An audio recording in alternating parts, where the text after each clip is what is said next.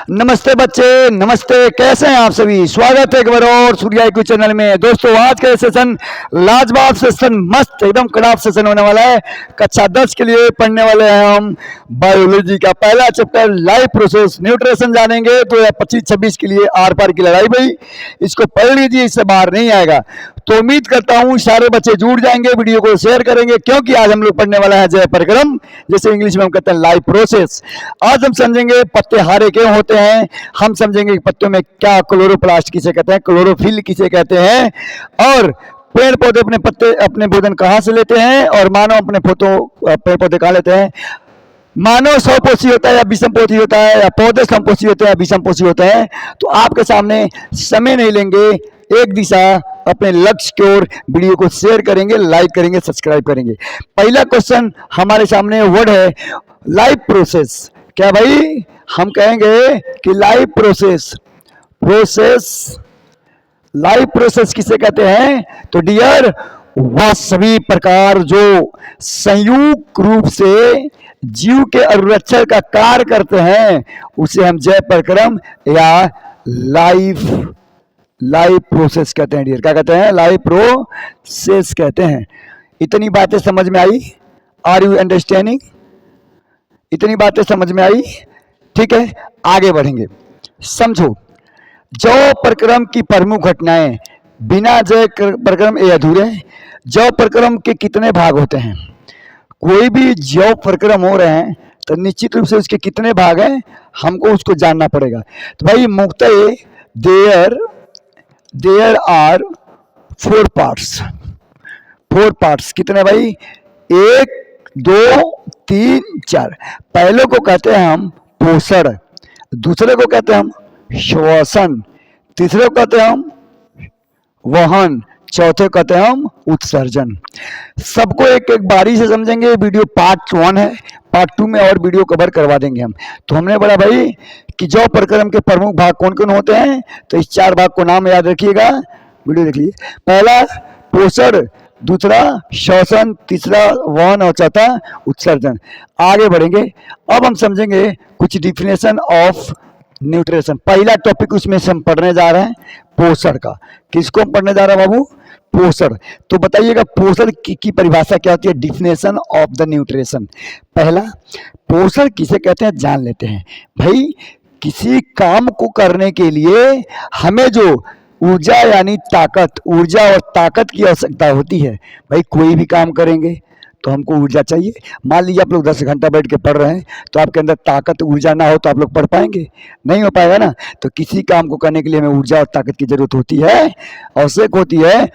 ठीक है, तो शरीर में ताकत लेने के लिए हमको पोषण तत्व की या पोषण तत्व को ग्रहण करना ही, इसी प्रक्रिया को हम पोषण कहते हैं।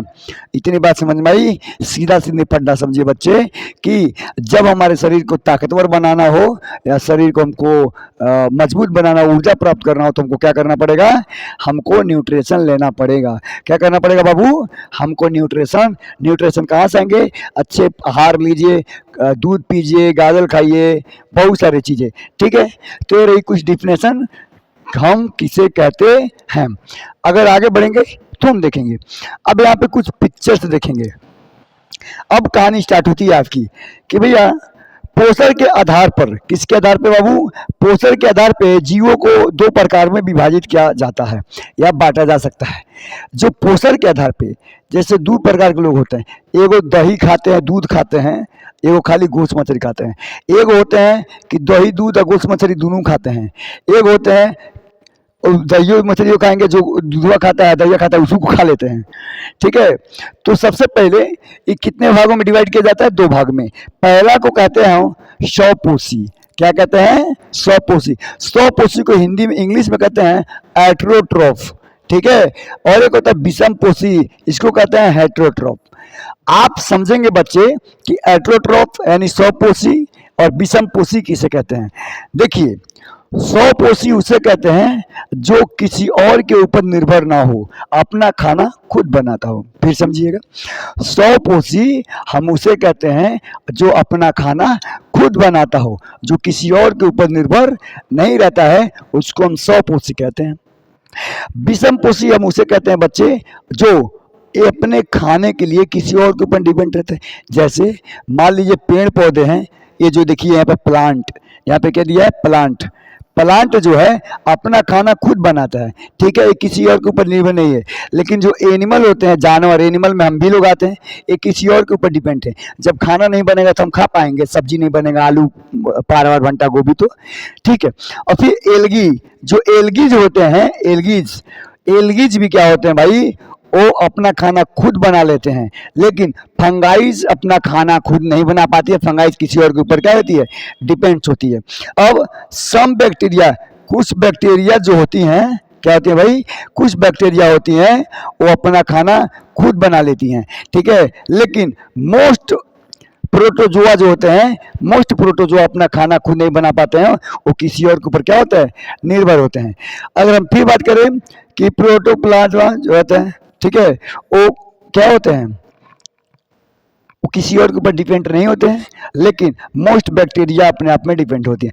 कहने का मतलब मेरा ये है कि जो किसी और के ऊपर निर्भर नहीं होता है वो होता है पेड़ पौधे, एल्गीज, बैक्टीरिया और प्रोटोप्लाज्मा, ठीक है। जो किसी और के ऊपर डिपेंड होते हैं एनिमल्स, फंगाइज, मोस्ट बैक्टीरिया एंड बैक्टीरियस या प्रोटोजोआ। इतनी बात समझ में आई दोस्त। तो ऑटोट्रॉफ उसे कहते हैं जो अपना खाना खुद बनाता हो, और हेटेरोट्रॉफ उसे कहते हैं जो अपना खाना किसी और के ऊपर निर्भर करता है। जैसे कि हम जब सुबह में चाना, चाना क्या है, एक पौधा प्लांट से आता है, तो चाना हम सुबह में खाएंगे तो घोड़े के जैसे दौड़ेंगे। चाना कहाँ से आया, प्लांट से। प्लांट को हमने कुछ दिया नहीं दिया, लेकिन प्लांट हमको चाना दिया, ठीक है। गोभी, गोभी हम खाएं, गोभी के प्लांट से गोभी आया, लेकिन गोभी को हमने कुछ नहीं दिया, गोभी हमको क्या दिया, अपना फल दिया। आगे बढ़ेंगे, इसको अच्छे से समझेंगे। आखिर जो प्लांट होता है, पेड़ पौधे अपना खाना कैसे बनाता है, लुक एट वीडियो बेटा। जो प्लांट होता है अपना खाना कैसे बनाता है एक बार हम समझेंगे। देखिए, वो प्रकाश संश्लेषण के माध्यम से अपना खाना को क्या करता है, इंग्लिश वर्ड इज संश्लेषण। संश्लेषण का मतलब होता है अल्हेंस कर लेना, अपने आप में समाहित कर लेना, ठीक है बच्चे, अपने आप में समाहित कर लेना हम संश्लेषण कहते हैं। जैसे कि यह एक प्रक्रम है, प्रकाश संश्लेषण यह एक प्रक्रम है जिसमें स्वपोषी, कौन, पेड़ पौधे, एल्गीज, प्रोटोजोआ, जो बाहर से लिए पदार्थों को ऊर्जा संचित रूप में परिवर्तित कर देता है, वे पदार्थ कार्बन डाइऑक्साइड तथा जल के रूप में लिए जाते हैं, जो सूर्य के प्रकाश तथा क्लोरोफिल की उपस्थिति में कार्बोहाइड्रेट में परिवर्तित कर दिए जाते हैं। आप लोग को ऐसे समझ में नहीं आएगा, हम आपको चित्र के माध्यम से बताना चाहते हैं। देखिए प्रकाश संश्लेषण, यहाँ पे देखो, जो प्लांट होते हैं, पेड़ पौधे, कौन भाई, पेड़ पौधे जो होते हैं अपना खाना क्या करते हैं, वो अपना खाना खुद बना लेते हैं। देखिए सबसे पहले सनलाइट आकाश से क्या लेता है, सूर्य की प्रकाश लेता है, ठीक है, और अपने वातावरण से क्या लेता है, CO2 लेता है, मतलब कार्बन डाइऑक्साइड लेता है। बात समझिए, सनलाइट से के लिए क्या लिया, सूर्य का प्रकाश, और एयर से, वातावरण से क्या लिया, ऑक्सीजन, कार्बन डाइऑक्साइड, और रूट जो होता है जड़, उससे सोयल, इससे क्या लिया, मिट्टी लिया, और मिट्टी से क्या मिला, मिनरल मिला, और हमको क्या दिया भाई, ऑक्सीजन, और ऑक्सीजन से क्या बना भाई, हमको ग्लूकोज बना। इतनी बात समझ भाई। तो जो पेड़ पौधे हैं अपने भोजन कैसे बनाते हैं, तो प्रकाश संश्लेषण से। तो उसमें भाग भैया कौन कौन होता है, सनलाइट्स, कार्बन डाइऑक्साइड्स, जल से वाटर, ठीक है, मतलब मिट्टी से वाटर, रूट से मिनरल, और फिर हमको देता है ऑक्सीजन और ग्लूकोज। मतलब हम ये अपने आप में क्या रहता है, सनलाइट, कार्बन डाइऑक्साइड हमको देता है ऑक्सीजन और ग्लूकोज, ठीक है। इतनी बात समझ में आ गई होगी। इसको समझने का प्रयास करिएगा कि प्रकाश संश्लेषण की प्रक्रिया होती क्या है, प्रकाश संश्लेषण होता क्या है। मान लीजिए यहाँ पे एक हम पिक्चर्स बनाने का प्रयास करेंगे। क्या बनाने का प्रयास करेंगे बेटा, एक पिक्चर्स बनाने का प्रयास करेंगे। मान लीजिए ये प्लांट है, ये यहाँ पे सूर्य है, तो सूर्य अपना प्रकाश संश्लेषण कहाँ करता है, तो पत्तियों में। कहाँ पे करता है बाबू, पत्तियों में प्रकाश संश्लेषण होता है। प्रकाश संश्लेषण पत्तियों में इसलिए होता है क्योंकि उसके अंदर क्लोरोप्लास्ट पाया जाता है और क्लोरोप्लास्ट के अंदर क्लोरोफिल पाए जाते हैं और क्लोरोफिल के माध्यम से पत्तियां हरे होते हैं। फिर समझिएगा भाई कि क्लोरोप्लास्ट पत्तियों में पाए जाते हैं और पत्तियों के अंदर क्लोरोफिल पाए जाते हैं, उसी को हम कहते हैं, उसी के माध्यम को कहते हैं क्लोरोफिल के माध्यम से पत्तियां हमारी हरी होती हैं। यहाँ पे समझेंगे इन कणों की संरचनाएं और कार्य दोनों जटिल होती हैं। क्लोरोप्लास्ट में क्लोरोफिल पाया जाते हैं, समझिएगा क्लोरोप्लास्ट में क्या पाया जाता है भाई, क्लोरोफिल पाए जाते हैं। चूंकि अत्यधिकांश पौधों में पत्तियों में पाए जाते हैं और इसीलिए पत्तियों का प्रकाशलेषणीय अंग या फोटोसिंथेसिस ऑर्गन कहते हैं और क्लोरोफिल में मैग्नीशियम पाया जाता है। बहुत इंपॉर्टेंट समझिएगा, क्लोरोप्लास्ट के अंदर क्या पाया जाता है बेटा, क्लोरोफिल, और क्लोरोफिल में क्या पाया जाता है, मैग्नीशियम पाया जाता है। एक कोई नहीं लेके आएगा, मैं जितना एडवांस बना के लेके आया हूँ पीपीडीटी, ठीक है। तो क्लोरोप्लास्ट में क्लोरोफिल पाया जाता है, क्लोरोफिल के अंदर कैल्शियम पाया जाता है। अब समझते हैं यहाँ पे थोड़ा सा, वाष्पोत्सर्जन किसे कहते हैं, क्या कहते हैं भाई, वाष्पोत्सर्जन किसे कहते हैं। समझिएगा कि वाष्प को बाहर करने की क्रिया को हम वाष्पोत्सर्जन कहते हैं। वाष्पोत्सर्जन की क्रिया पौधे के पत्तियों में उपस्थित रंध्र स्टोमाटा में होता है। जो स्टोमाटा होता है वो क्या कहता है, वाष्पीकरण करता है, हवाओं को बाहर खींच करता है, पानी को अपने अंदर स्टोर कर लेता है और फिर पत्तियों को हरा करने में मदद करता है। यह जल की हानि क्रिया है और जल को क्या करता है, हानि क्रिया, जल को डिस्ट्रॉय कर देता है और पत्तियों को हरा बनाने में मदद करता है। जैसे यहाँ पे स्टोमाटा रंध्र किसे कहते हैं, समझिएगा स्टोमाटा का काम क्या होता है, समझिएगा पत्तियों के सतह पर जो सूक्ष्म छिद्र होते हैं उन्हें हम स्टोमाटा कहते हैं। ऐसे हम चित्र के माध्यम से आपको दिखाना चाहेंगे, ये जरा ध्यान से देखिएगा आप लोग, ठीक है बेटा, लुक एट इनसाइड, इसको देखिएगा। कह रहा है कि यहाँ पे एक वर्ड लिखा गया था कि पत्तियों के सतह पे जो छिद्र यानी ऐसे ऐसे जो छिद्र दिखते हैं उन्हें हम रंध्र स्टोमाटा कहते हैं। अर्थात ये जो पत्तियां देख रहे हैं, मान लीजिए स्टोमाटा है, क्या भाई स्टोमाटा है, इसके अंदर छोटा छोटा जो छिद्र देख रहे हैं इसको हम क्या कहते हैं, स्टोमाटा छिद्र कहते हैं। इतनी बात समझ में आई। इसी के अंदर क्लोरोप्लास्ट होता है और क्लोरोप्लास्ट के देखिए क्लोरोप्लास्ट इसको क्या कहते हैं, क्लोरोप्लास्ट, और क्लोरोप्लास्ट के अंदर क्लोरोफिल पाए जाते हैं जो पत्तियों के रंग को क्या कर देते हैं, हरा कर देते हैं।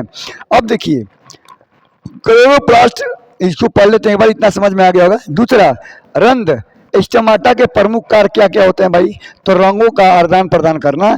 स्टोमाटा रंगों को क्या कर देता है, बदल देता है, और वाष्पीकरण करना मतलब कि हवाओं को बाहर छोड़ना और अंदर एनहेंस करना। देखिए ये जो ऊपर वाले जो भाग होते हैं, समझ लीजिए जो स्टोमाटा के वाले जो ऊपर वाले भाग होते हैं जो खुले होते हैं, इसको हम कहते हैं गार्ड सेल्स। क्या कहते हैं, गार्ड सेल। स्टोमाटल स्पोर कहते हैं इसके अंदर वाले भाग को, ऐसे जो देख रहा है वर्जना टाइप में, उसको स्टोमाटा स्पोर कहते हैं, और इसको हम कहते हैं क्लोरोप्लास्ट, ठीक है। स्टोमाटा ओपन, ये स्टोमाटा खुला हुआ है, इसमें कोई पानी नहीं भरा है, इसमें पानी भरा हुआ है, खुला हुआ है। जब स्टोमाटा में पानी भर जाएगा तो स्टोमाटा का मुंह खुल जाएगा। जब स्टोमाटा से पानी निकल जाता है तो स्टोमाटा कुछ चीज से दिखने लगेगा, स्टोमाटा क्लोज है वो, ठीक है। तो स्टोमाटा का काम क्या होता है, रंग में परिवर्तन करना। इसके अंदर क्लोरोप्लास्ट पाया जाता है, क्लोरोप्लास्ट में क्लोरोफिल पाए जाते हैं और इसमें क्लोरोफिल के अंदर पाए जाते हैं कैल्शियम, जिसके माध्यम से पत्तों में हरे रंग दिखते हैं। ये चित्र स्क्रीनशॉट लेते जाइएगा बच्चे। आगे बढ़ेंगे, पाचन तंत्र हम पढ़ेंगे। अब पाचन तंत्र, डाइजेस्टिव सिस्टम किसे कहते हैं, ठीक है, समझिएगा। पाचन तंत्र, मानव में पाचन तंत्र यानी डाइजेस्टिव सिस्टम्स भोजन को पचाने और अवशोषित करने के लिए जिम्मेदार होता है। हमने मान लीजिए सुबह में कुछ खाया और हमारे पेट में जाके ऐसे से पचा नहीं तो हमारा डाइजेस्टिव सिस्टम खराब है, डॉक्टर बोलेगा कि दवा कराइए। और डाइजेस्टिव सिस्टम सही है तो बोलेंगे आपका डाइजेस्टिव सिस्टम, पाचन तंत्र सही है। यह तंत्र मुंह से लेकर अमाशय तक फैला हुआ है और इसके कई अंग शामिल हैं जो भोजन को पचाने में मदद करते हैं। मुंह से लेकर के आमाशय यानी पेट तक फैला हुआ है और कई सारे अंग हैं जो इसमें मदद करते हैं। आगे बढ़ेंगे, समझेंगे। अब थोड़ी सी इसको समझने का प्रयास करिएगा। जो वो है मानव में आहार नाल क्या है बेटा? मानव में जो आहार नाल होता है और 9 मीटर लंबा और 25 से 30 फीट लंबी नालिकाएं होती हैं। बहुत इंपॉर्टेंस है। 9 मीटर लंबा होता है। कितने मीटर लंबा? 9 मीटर लंबा और 25 से 30 फीट नालिकाएं लंबी होती हैं।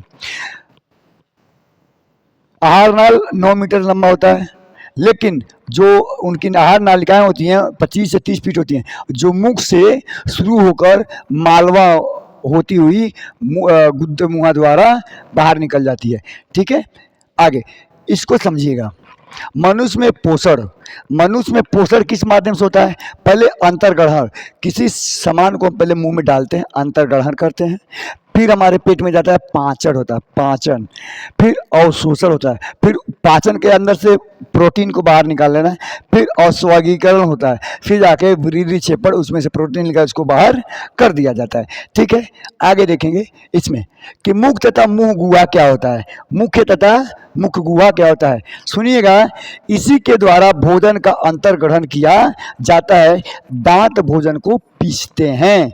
हमारे जो मुख गुहा होता है, क्या होता है? मुख गुहा।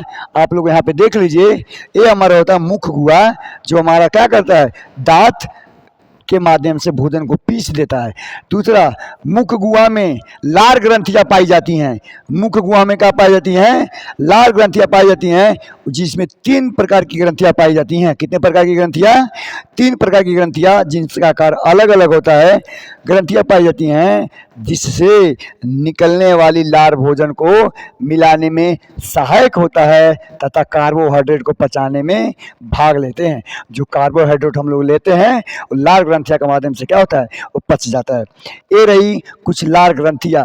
ये सबसे बड़ी ग्रंथियां क्या होती है भाई? हमारे ट्यूमर जिसे कहते हैं, जैसे प्यूटिड ग्रंथि कहते हैं हम इसको। क्या कहते हैं? प्यूटिड ग्रंथि कहते हैं। और दूसरा संबंध मेडिबल्स ग्लैंड कहते हैं। तीसरा मोलिगेट ग्लैंड कहते हैं।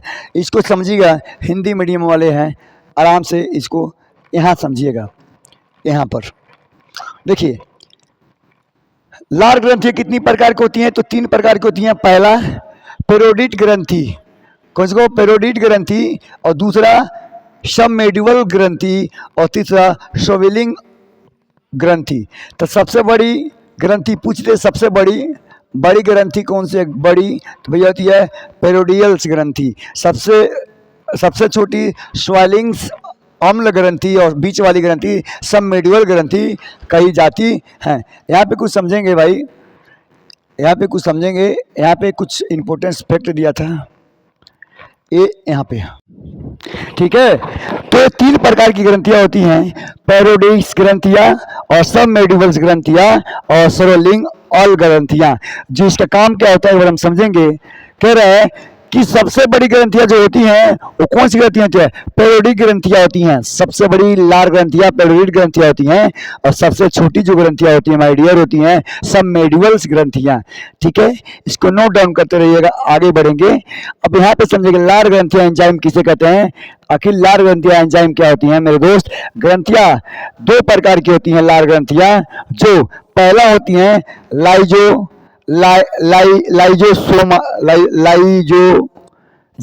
ठीक है, कहते हैं लाइजोजाइम। लार ग्रंथि में मौजूद होती हैं, जो मुंह में बैक्टीरिया को मारने में क्या करती हैं?